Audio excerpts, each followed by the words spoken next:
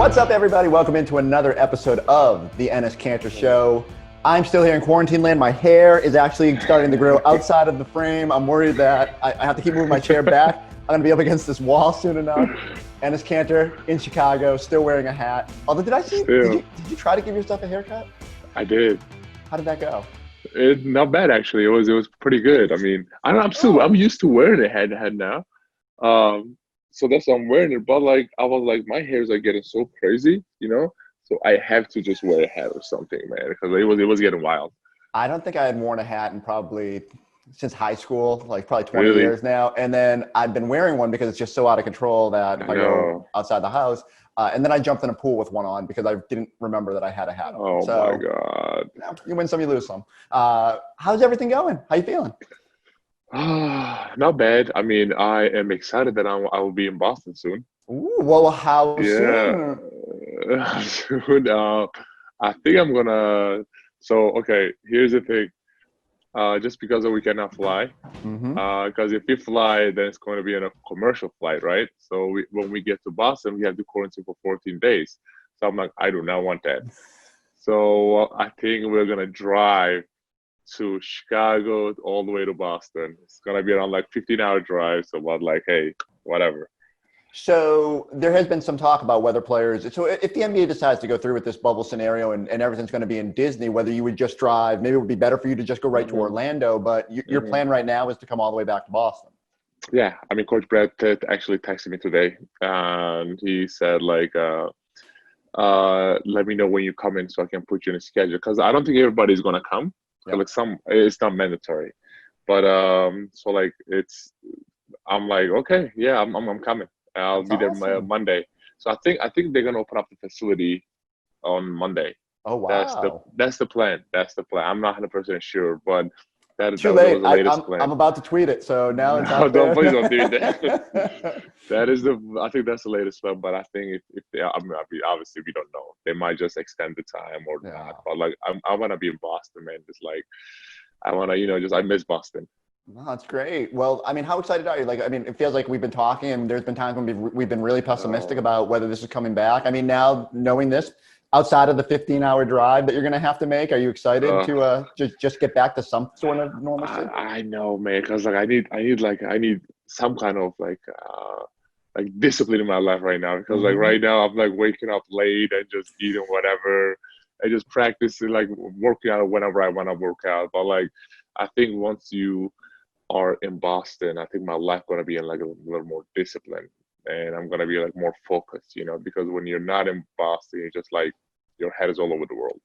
So tell me right now, give me the logistics here. How are you doing this? Are you calling Uber, and are you gonna jump in 15 hours in an Uber, or you got a guy driving you? How are you getting back? I have a friend. He's a good friend, so he's gonna drive me and all the way, because even they were even asking me about, even if I am in a car service with a guy, that it's still dangerous. So they had a little concern about because you don't know if the guy's gonna quarantine himself for 14 days, and that's the last thing I want to do when I get to Boston. Just stay in the house for 14 days. So I'm like, nope.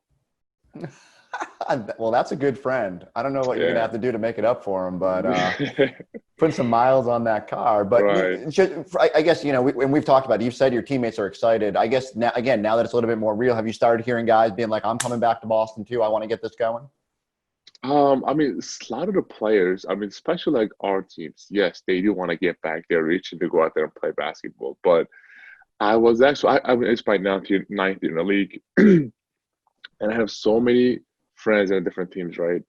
I was actually talking to one of my friends, and he said I'm not gonna tell who or which team, all right. But he said there's so many guys in our team that they're not gonna play. What?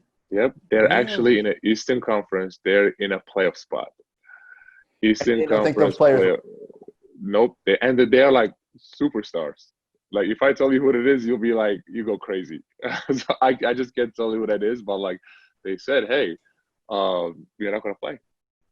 Wow, because it's just of the concern about the virus, or really? Yep. They said till they found the vaccine, till they find the cure, that they're not going to play. Wow, I completely get it, and I think there's two things at play here. I think we talked a little bit about this last time. Is that not only with the virus, but like just you guys are going to have to ramp your bodies up so quickly to get back out there. I think it's Exactly. fair, like Very how risky. dangerous it is. I mean, what will make you?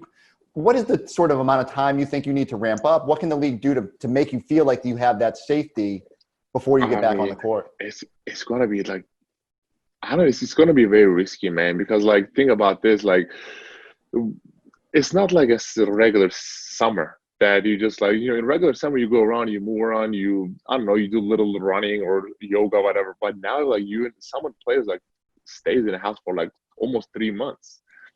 Like you put those guys out there straight to the playoffs. Like a lot of them want to get hurt. Yeah. And because playoff spots are like you either win or you go home. You lose, you go, it's over. But so like that's why trainers, coaches, everybody has to do a really good job. So I understand the players concern. And NBPA actually we had a really good conversation with NBPA. And they were actually texting players and saying, look, if you guys want to play or not. Yeah. And all of us has to text back and say, yeah, we play or we don't want to play. Wow. But I was shocked by those players that they don't want to play, because if they don't play, like it's like it's going to be a big story, right? Those people are like an all-star players. I'm gonna have to start. You're gonna see me with a map in my office trying to track teams you've played for, playoff contention. But no, I do think that's a genuine concern. I'm gonna be very interested to see how players respond, even especially as the NBA's plan becomes more formal. And look, we have some more time here before they probably relocate everybody, whether that's Orlando or whatever the scenario may be. But I do think there's just going to be players that are going to be reluctant, and how does that have a trickle-down effect? And I don't know. I'm fascinated to see how that all plays out. Ugh, it's gonna be interesting, man. It's definitely gonna be interesting. Let's take a quick break to tell you about a brand new series of podcasts from NBC Sports, Sports Uncovered. This series will shine a fresh light on the most unforgettable moments in sports. The first episode, I'm Back, tells never-before-heard stories about the two-word facts from Michael Jordan that changed the course of the NBA's history. And if you don't know what a fax machine is, because, my younger demographic, this machines that would send paper from one place to another. And I actually remember people telling me my first jobs was at the Boston Globe. Piece of paper slid out. They said that to all these news outlets, and everyone was like, oh my God, Michael Jordan is back. They're going to take you inside of that. Jordan secretly worked out with another iconic NBA franchise just to test himself against young stars and the next generation before working out with the Bulls and ultimately unretiring. But decades later, that decision still resonates around the NBA. Here's a preview of what you can look forward to in the first episode. This is Mike Tirico, introducing you to Sports Uncovered. When I lose the sense of motivation and the sense of to prove something as a basketball player, it's time for me to move away from the game of basketball. Quote unquote, I'm back. I'm back. The two-word facts from Michael Jordan announcing the most famous comeback in NBA history. That's the most impactful 2 words ever. Don't miss an episode. Subscribe to Sports Uncovered for free wherever you listen to podcasts. The players that don't want to be there notwithstanding. Let's say they get most of the superstars, all you guys are down there in Orlando. There's been a lot of talk about which playoff format you'd like that they want to come back with. Do you do the Eastern Conference, Western Conference like you typically have and just seed it 1 through 8 based on how the seedings are, play-in tournaments, this whole soccer World Cup style? Yeah. What do you think? Do you have a preference? I looked at it, and I think either way we played against Philly. So in everything but the World and that is true. But the World Cup, yeah. Yeah, like that would probably be the interesting one to me. I'm not a big soccer fan, but like I've spent the last 3 days sort of crushing this thing. And at first I was like, no, that wouldn't work. And I'm still skeptical about tiebreakers and how it might work. But it is an interesting scenario whereby they could potentially do it.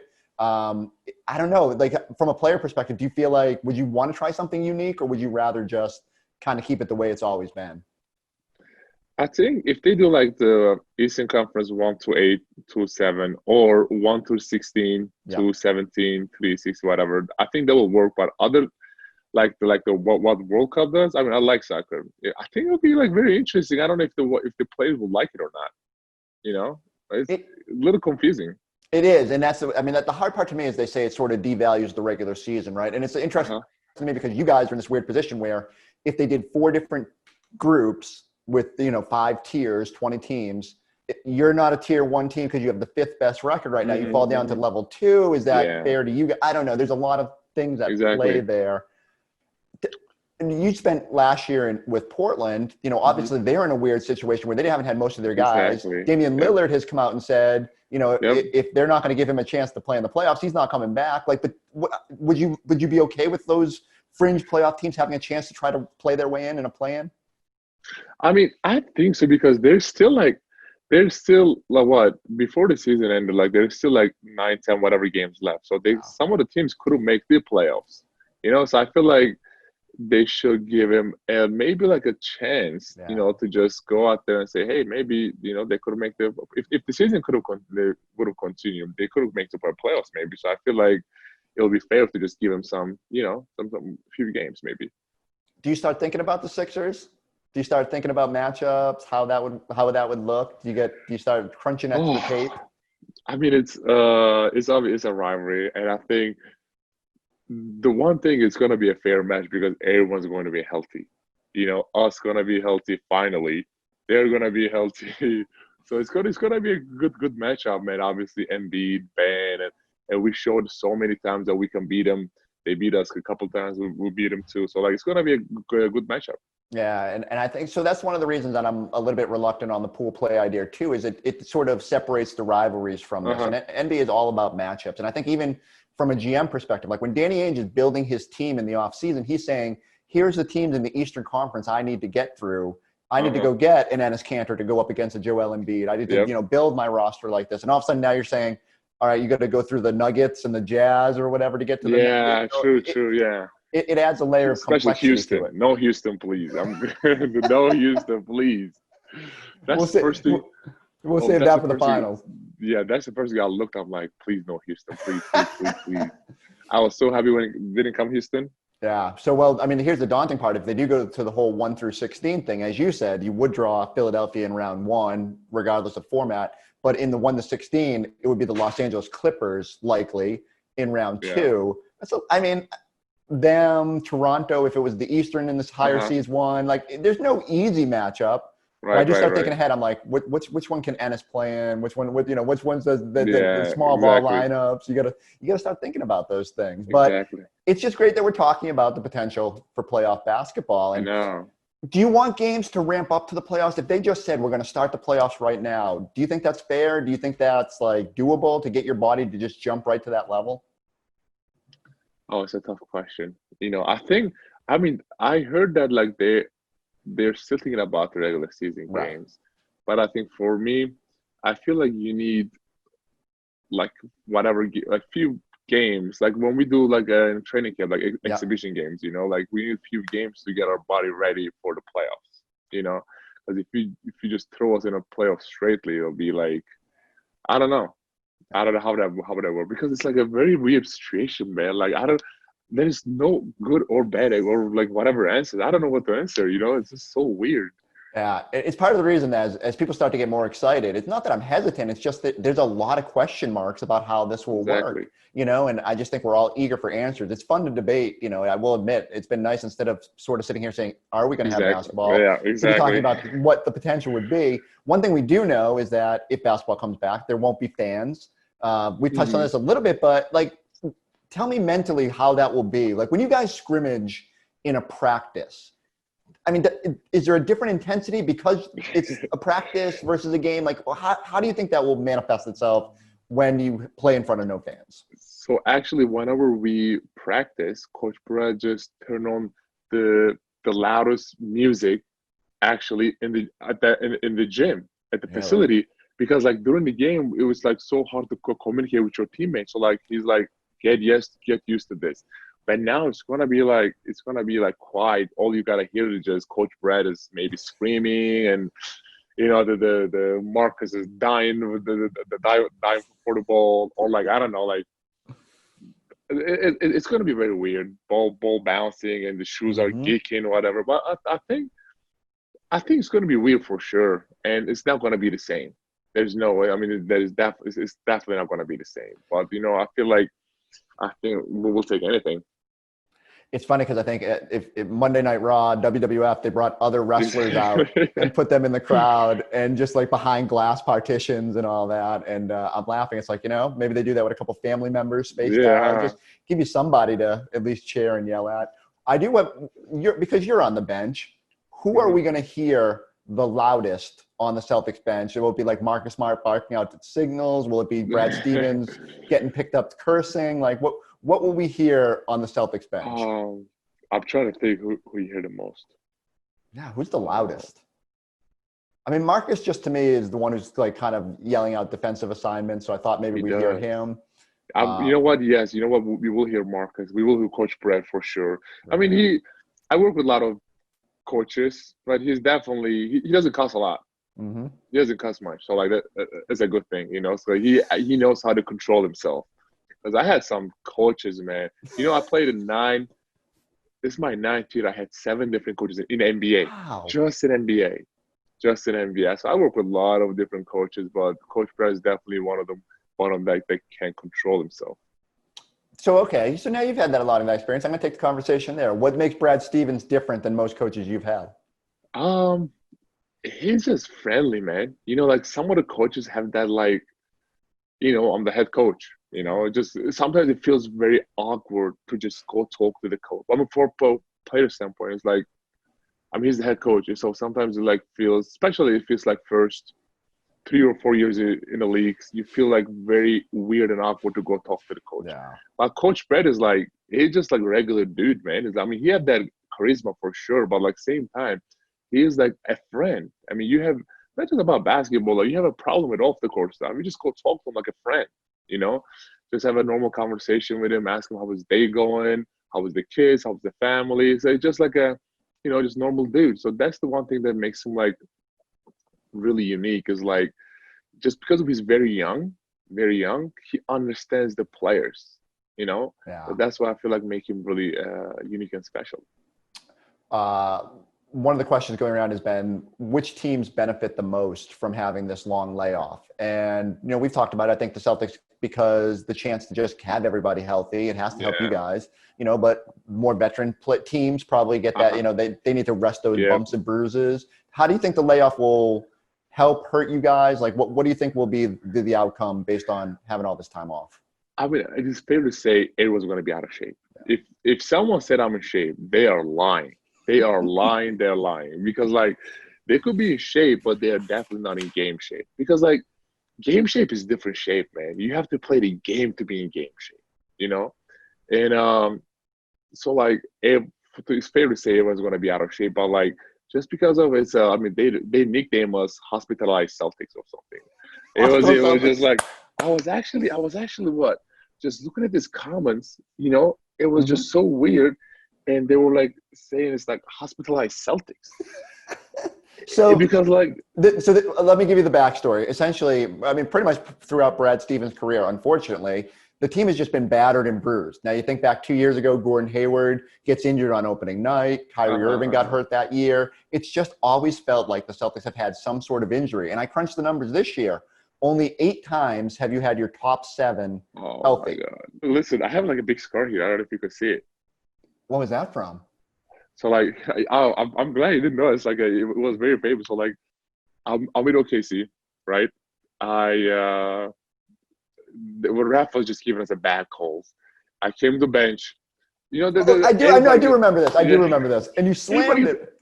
Everybody gets frustrated, just punches or kicks the bench, right? I punched it twice, and then like I broke it, right? So I sit on the bench. I don't feel it a lot. I sit on the bench. I did this, right? I'm like, there is something loose in my arm.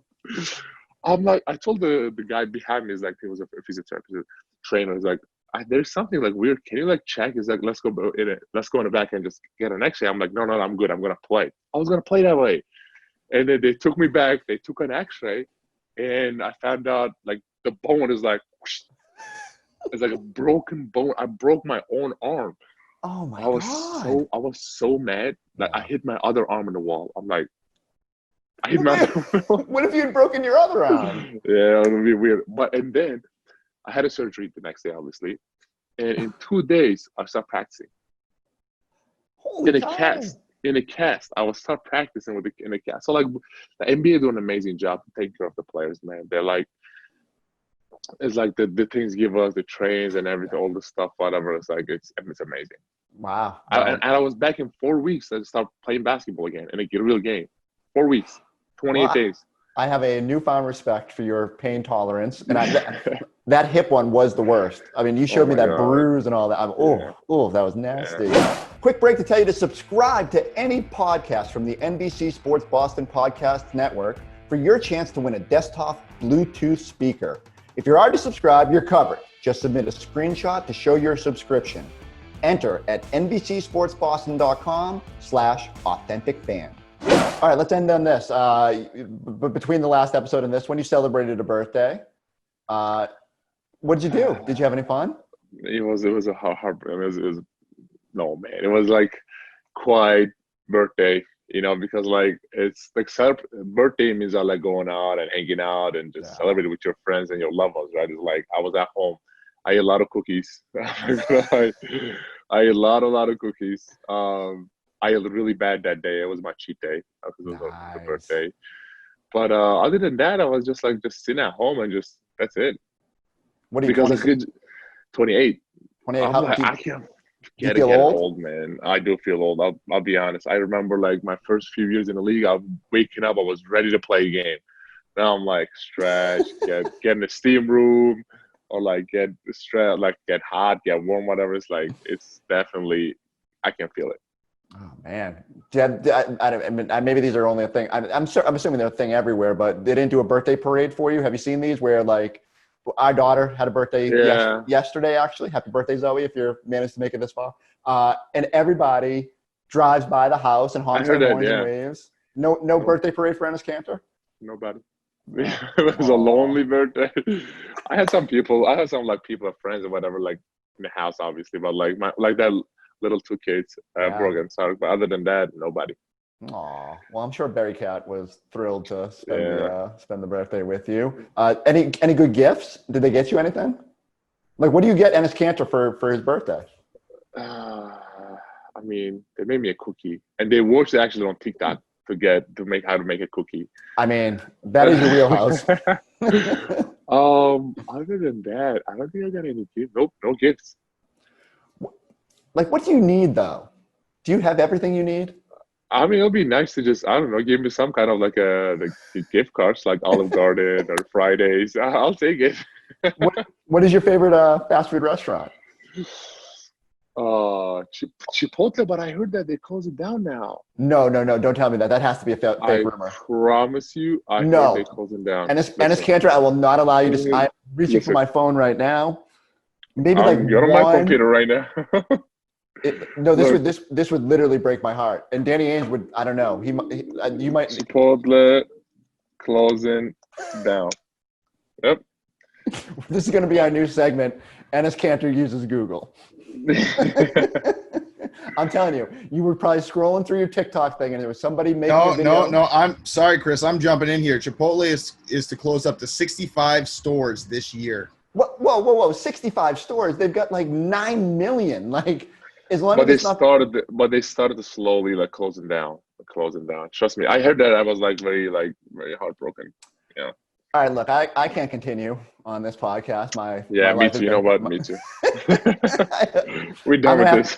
I'm gonna call Danny Ainge when we hang up because I'm fearful of what this will mean for him. I know that you guys have great chefs at the facility, and but I don't know. There's no replicating my Chipotle runs. Man, damn you, Corona! Like this I know, right? Ugh. A new low. But I'll tell you what, I'll sacrifice Chipotle if it means basketball comes back and we're watching Enes Kanter on the basketball court. We're getting ready for hopefully seeing basketball again. I am going to rush. My head is just thinking nothing but burritos right now. I am all out of sorts. God. I can't believe Enes Kanter. Of all the news that Enes Kanter broke on this podcast this week, the Chipotle one has thrown me for the biggest loop. While I'm figuring out what's going on with Chipotle, I need you guys to go like, subscribe, leave a comment. Man. Please. Look, if basketball comes back, we're going to be busy. I need you to get that 5-star review in now. Go watch us on You have YouTube. nothing to do but just watch Netflix shows and subscribe to us. Come on now. And everybody go buy Enes a gift card to the Olive Garden for his birthday. Yeah. I'll take Olive. I like Olive Garden. I mean, they do have great breadsticks, but it's no Yeah. Chipotle. They All do. right. Enes is on his way back. I can't wait to talk to him here in Boston next time Yeah. on the Enes Kanter Show.